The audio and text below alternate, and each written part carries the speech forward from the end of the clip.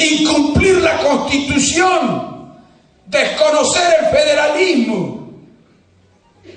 Son todos comportamientos que no tienen ejemplaridad. Por eso lo primero que hay que recuperar en la Argentina, para que la sociedad empiece a tener disposición para confiar otra vez en la política, es la ejemplaridad. Y eso le venimos a dar también desde la Unión Cívica Radical a la política. ¡Ejemplaridad! Se van a acabar estas violaciones a las instituciones. Se recuperará la independencia del Poder Judicial. Se recuperará el respeto por el otro, por el que piensa diferente.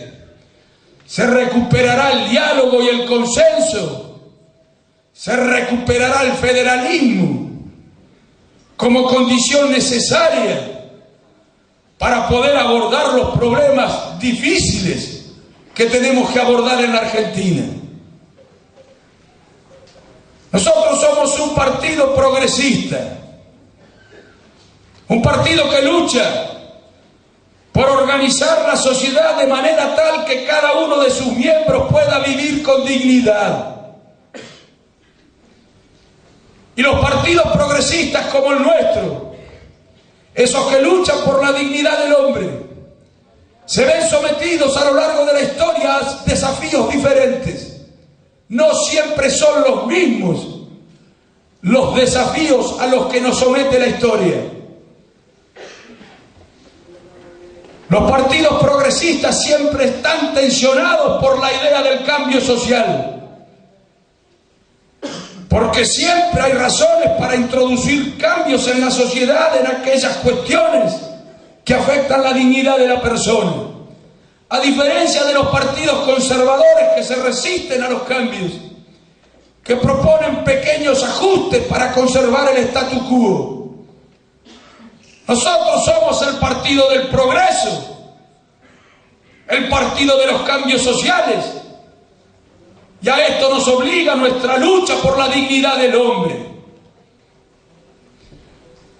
En 1983, por ejemplo, esta identidad nuestra, esta idea de que la sociedad debe organizarse de manera tal que le haga posible vivir al hombre con dignidad, nos obligaba a luchar por terminar con las dictaduras. No se puede vivir con dignidad, o se agravia la dignidad del hombre cuando no se le reconoce su libertad, cuando se lo tortura, cuando se lo escarcela, cuando se lo persigue porque piensa diferente. Se agravia la dignidad del hombre en una sociedad en la que el pueblo es usurpado en sus derechos a elegir o ser elegido. Ese era el primer desafío que teníamos en aquellos años. Recuperar las libertades políticas. Terminar con el miedo, con el terror que agraviaba la dignidad del hombre. Y era un desafío difícil. Pocos creían, les aseguro, pocos creían que se pudiera imponer en aquellos tiempos la racionalidad democrática de manera definitiva en Argentina. La mayoría de los analistas, de los observadores, incluso de los políticos, la mayoría de los dirigentes internacionales, y esto me consta, creían en aquellos tiempos que se trataba de una inauguración más de la democracia y que al poco tiempo volvería a ocurrir lo que había ocurrido desde 1930, que al poco tiempo volverían los golpes militares. Era muy difícil porque además el contexto nacional e internacional era muy adverso, muy difícil. Ningún gobierno, les aseguro, ningún gobierno, no es propaganda partidaria, tuvo que enfrentar, ni antes del 83, ni después de la transición, circunstancias económicas, sociales, políticas nacionales e internacionales tan difíciles como las que tuvimos que enfrentar en aquella transición democrática. Y sin embargo, a pesar de esas dificultades, cumplimos con el desafío. Terminamos definitivamente con las dictaduras militares. Y esto representaba y representa un avance en términos de dignidad humana. Pero también es cierto que cuando luchábamos por la república, por el derecho a elegir, por la democracia formal, la democracia electoral, cuando luchábamos por las libertades políticas, si bien luchábamos por valores que eran un fin en sí mismo, esta lucha también tenía un costado instrumental. Nosotros creíamos que recuperada la libertad, que recuperado el derecho a elegir y ser elegido, que recuperado para el pueblo el derecho a elegir sus gobernantes, podríamos avanzar de manera mucho más rápida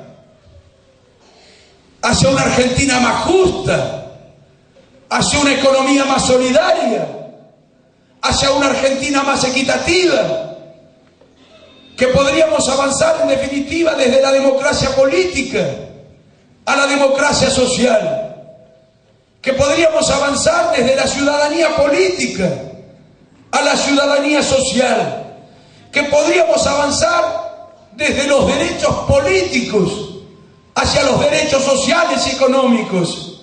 Es decir, que podríamos avanzar, como lo decía Raúl Alfonsín, hacia aquella democracia con la que se come, con la que se cura y con la que se educa.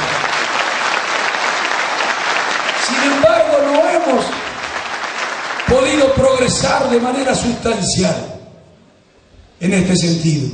Cuidado, porque hemos progresado. A veces no nos damos cuenta frente a tantas dificultades que tenemos que algunos progresos se han registrado. Para darles nada más que un dato, cuando nosotros asumimos el gobierno en el 83, del total de estudiantes universitarios en la Argentina, solo el 9% eran en el mundo, en Latinoamérica, perdón. Del total de estudiantes universitarios en Latinoamérica, solo el 9% eran estudiantes argentinos. Hoy el 16% de los estudiantes universitarios latinoamericanos son argentinos. Y así podríamos señalar otros indicadores. Hemos progresado, pero no de manera sustancial. Todavía hay compatriotas nuestros que no gozan, y no hablo de cantidades irrelevantes estadísticamente, aunque en estos casos no hay que considerar en términos estadísticos las cuestiones. Hablo de cientos, de miles, de millones de compatriotas nuestros que todavía no pueden gozar de derechos fundamentales, que todavía no pueden gozar del derecho a la educación primaria, que todavía no pueden ir a la universidad aunque quieran hacerlo, que todavía no tienen garantizado el derecho a la salud, que todavía no tienen garantizado el derecho a una jubilación digna, que todavía no tienen garantizado el derecho a la vivienda o el derecho al trabajo. Si nos hubieran preguntado en 1983 ¿con qué Argentina soñábamos para el 2010? Seguramente hubiéramos contestado algo diferente. Seguramente nos imaginábamos una Argentina mucho mejor, mucho más justa, más equitativa y más solidaria que la Argentina actual.